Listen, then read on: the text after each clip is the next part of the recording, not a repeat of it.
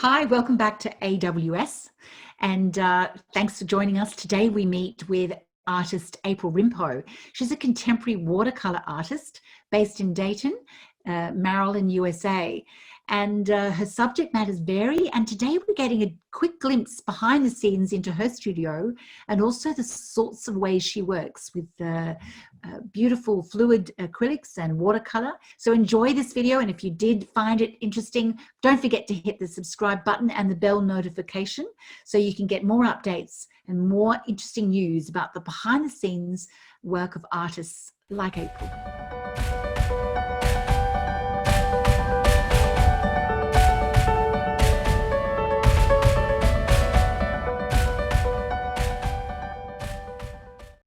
Welcome to AWS, which is Art with Sylvie. And I know that some of your paintings have a lovely story behind them, because I couldn't help but see some other things that you've done online and your exhibition that you had, your virtual exhibition. So first of all, congratulations with that. Thank you. And tell us a little bit about you, what you're doing right now in this time of COVID. As an artist, we're home painting a lot anyway. So from that regard, it's not terribly different. My trips out are, of course, fewer. So I actually have more time to paint. And painting is what keeps me happy. So it allows me to get through all the mess that's going on a little more easily. The art is really good. Good to hear that. You've got a large studio with the walker. You've got your exercise, you combined exercise with painting. Yes. So I got my little exercise but then I also we're looking down the length of the studio, so I've got storage down at that end. So yeah, it is nice and large. It's actually in our basement, but it's a walkout basement, so I have good light on my working table. So I've set up right next to the Arcadia door. I can see you've got a good setup there. And tell me, how long have you been painting? Tell me a little bit about you and you're getting into watercolor too. Yeah, so like many artists, my whole life, right? So I drew as a kid and painted off and on throughout my life. But I actually got a degree in electrical engineering, and I was an engineer for 32 years and would paint mostly on weekends, right? It was my stress reliever. And I started in watercolor back in 1997. We had moved from Phoenix, Arizona back here into Maryland. And I had been taking oil paintings there, oil painting classes. And I couldn't find oil painting classes that fit my schedule. And I found a watercolor class and said, well, I've never tried that. Let's try it. And fell in love immediately. So have not done another oil since. Yeah. Most of my art is about storytelling related to things I've seen and frequently from the past, because I take tons and tons of pictures all the time. I do work mostly in the studio, with rare ventures into plein air, which are, I don't do it often enough to be any good at it. I so admire people who can. How did you get to know her? Well, so I took a painting trip to Guatemala. So it was outdoor painting. And I already said I'm really a studio painter. So, in my view, nothing I painted that week was really any good at all, but took tons of reference photos and have since done a lot of paintings of especially the women in Guatemala, because they do still wear the native clothing, and whereas the men tend not to. There's a few that do, but mostly the women still wear all the clothing that they make. And I was just enamored with it. So what was important was her hat and her clothing, which was all native clothing. and I made her skin compatible with the colors in her clothing, you know, so it was not flesh tone colored really at all, right? And they all had these great smiles, you know. They were like, I don't know, they seemed, even though they were living in poverty from our standards, they were very happy people, and that was so cool to see and want to share. So, did that one take you very long? you know, most of my paintings take me a week or at most 2. So I can't remember exactly how long that one took, but it's in that ballpark. Yeah. And then this one is another painting from my Inner Stories series. And this one is actually gallery wrapped. So it's on watercolor paper, but then I gallery wrap it around stretcher bars, and, you know, just like you would do with a canvas. Wow. Yeah. Probably the largest of my paintings that I still have in my house. This one's about 4 feet by 4 feet. This one is fluid acrylic, but I've also done watercolors that are of this size. And actually, I think my biggest is 5 feet by 6 feet. Yeah, and this is one of my more recent ones where I was, and I love to interpret and set a mood by using color. This is the photo itself was just very gray. There's 2 pelicans that are sitting up on the boat, and they are looking at each other, and their heads almost make this heart shape, and, you know, like they're getting ready to prance or something with each other. And so I call this painting the Lovebird Boat. So a little play on an old TV show, the Love Boat, but it's the Lovebird Boat because it's all birds. And so I wanted something where I could get kind of a almost romantic feel to the look of the painting.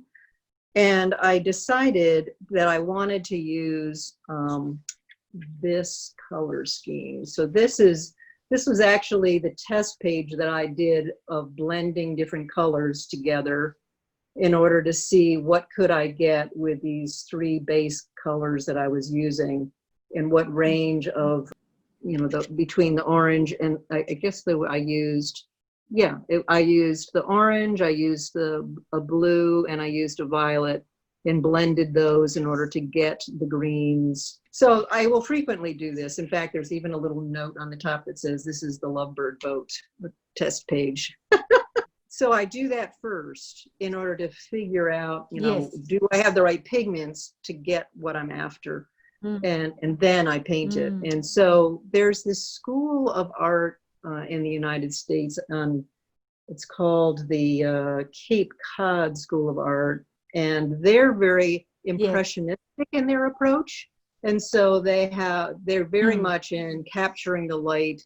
Warm lights are kind of these orangey, yellowy colors, and shadows are these violet colors. So it was sort of like channeling them as I did this painting. And then I used some burnt orange in order to bring the pelicans and the brown pelicans out and stand out. You know, so it wasn't just this orange. There was a darker brown, you know, burnt orange color I used with it.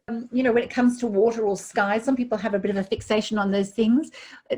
How did you find painting that water on that day? So I mentioned earlier that I love chasing paint, and so, you know, I wet my paper pretty heavily, and then I put the paint on, and I just sort of let it run together and do its thing. And then in the foreground, I wanted more distinct ripples, so I didn't wet as much there, because this was many painting sessions over time.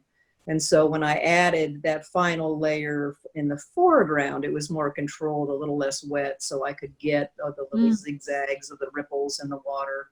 And I intentionally bounced around between the pale blue of the reflection of the sky with the greens and the purples being the highlights of the ripples. So I love chasing the paint on paper. That's just like my very favorite thing. You know, it's like, you may have a plan for the painting, but the paint has another plan, and you have to just respond to it. And that's just great. And so with watercolor, what sort of subjects have you painted over the years? Have you found a sort of a genre that you really like to stick to? For many years, it was just the struggle of understanding watercolor, right? But my subject choice has always been all over the map, because it's driven by my emotional response to things. And my painting is. So, everywhere I go, I take photos. It could be just here in the US. It could be when we're on vacation somewhere. And, it's amazing. There's certain photos that I just remember and I know I want to paint that someday, but I got to figure out first how to do it. And so over time, I have recurring themes like the bicycle theme. And I didn't show you any, but I like to do cityscapes and landscapes. So, occasionally I will include paintings that have wildlife in them, but primarily it's figurative and landscape and cityscape. Those are my main things that I bounce around between. But it's interesting though, because the cityscapes, they are much more meticulous, right? Because I want the city to look like this, the city, the perspectives to be right. And so it's like if I do a cityscape, I then have to do something that's not a cityscape, that's looser and more emotional and, sort of like right brain, left brain. I am lucky to have both fairly strongly, but, it's like I need that balance of going back and forth in my subject matter to very loose pieces and tighter pieces. You talked a little bit about bicycles that you've painted. You do a lot of bicycles, do you? Yes, I do. I have done at least a dozen paintings of bicyclists. And that all started because there is a triathlon that runs in our area, and the bicycle part comes through our town. And so when it's running, I will go out with my camera and take pictures of the cyclists as they come through town. And then they find their way into my paintings. Some of my paintings are just local cyclists that, I photographed during the year, but a lot of them are from the triathlon.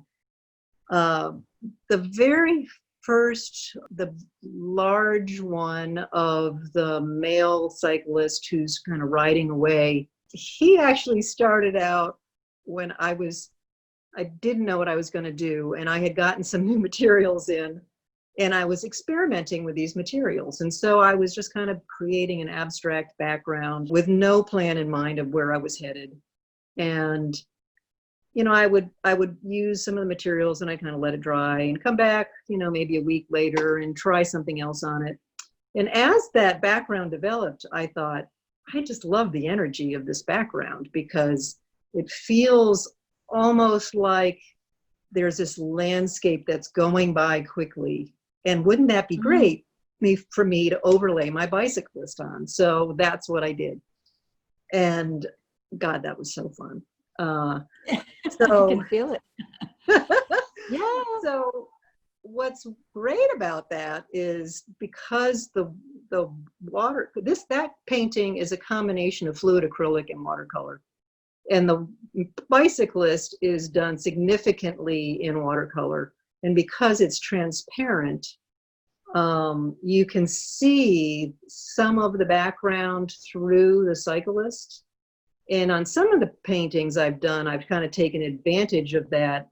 And it almost looks like it's sun dappled or, little shadows from the trees that are hitting on the back of the cyclists. So yeah, they were really, really, that's a really fun series. So once I did that first one, then I was just kind of on a roll and I would do others. Yeah. It's the energy in your paintings that really captures the imagination. And it's fascinating to hear how, as an artist, you really are experimenting with different mediums as well. Tell me a little bit about the work you did where you've got the beautiful sort of street and I can see the foreground. Tell me a bit about that work. How did that come about? Beach house scene, I believe you're referring to. Yeah. And Yeah, we took a trip to go see my son and his wife, but we arrived when we were out on the beach. There was this row of large condominiums that were set up to be, people would rent and stay in these beach houses. And Mm, again, though, the houses were not brightly colored. They were mm, mostly weather beaten, kind of, raw wood kind of coloration. But mm, I loved their structure, and there was this magnificent sky that day, and the clouds were swirling almost. It was very sunny out, but the mm. clouds were making this really fascinating streaking across the sky, and the clouds are what made me decide I thought I wanted to do the painting. Isn't that Um, interesting? Right. and then the people that I added, because it was really just my husband and I on the beach, they were from, other shots on other beaches of people that I had taken, and I transported them to Galveston in my painting.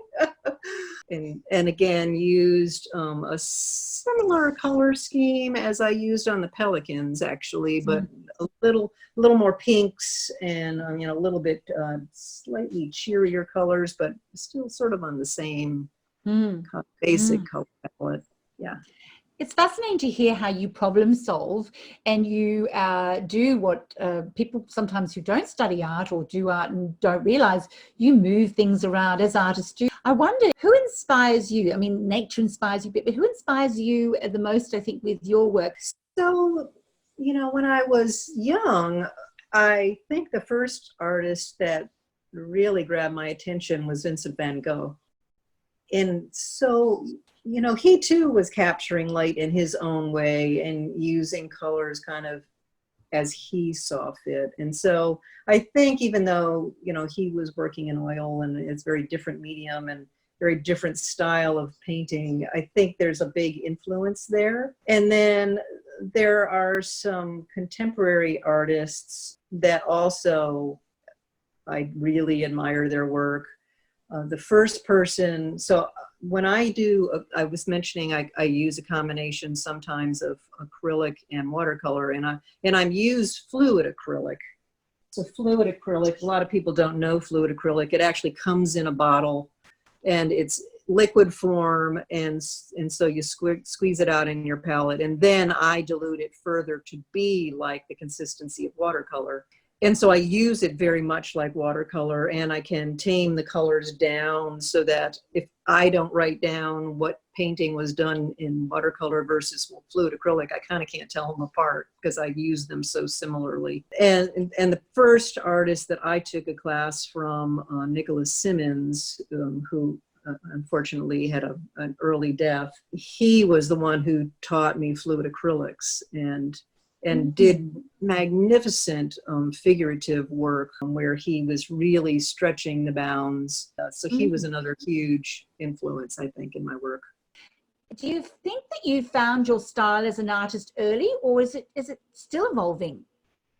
It does still evolving. And I would say, as a watercolorist, I have developed a style. When I was still doing oil, I felt like at that stage, I was more rendering my photo. So if my photo looked like, like this, then that's what the painting is going to look like. There was really no interpretation going on. And with watercolor, once I understood how to handle it, that has now freed me up to now put my emotion in and the story in and design it more to help communicate that story through color and light and everything. And so, yeah, so now I believe I have a style. And even though my subject matter is varied, I still think when people look at my work, they know it's mine when they see it. Wonderful. Do you have things that you need to do to kind of keep that creativity flowing in you? Because there's this emotional content in my work, once I start a painting, I mean, every day I would just want to get down in the studio and continue it. So I do tend to do one piece at a time. I know a lot of artists will jump back and forth between several different pieces. I can't do that because of the emotional content for one may not match the emotional content for a different one. It's fascinating to see that and to hear about your story. So I wanted to say thank you very much from the AWS community. Thank you so much for sharing a little bit of the behind the scenes story of April Rimpo and your work. Thank you very much. Your inviting me to do this interview was really very special for me. And so, and gave me a chance to talk about my art. So I love doing that. Thanks. Oh, wonderful. Wonderful, April. And we'll see you again. And we'd like to see more of your work. And thank you again for the time you've given us.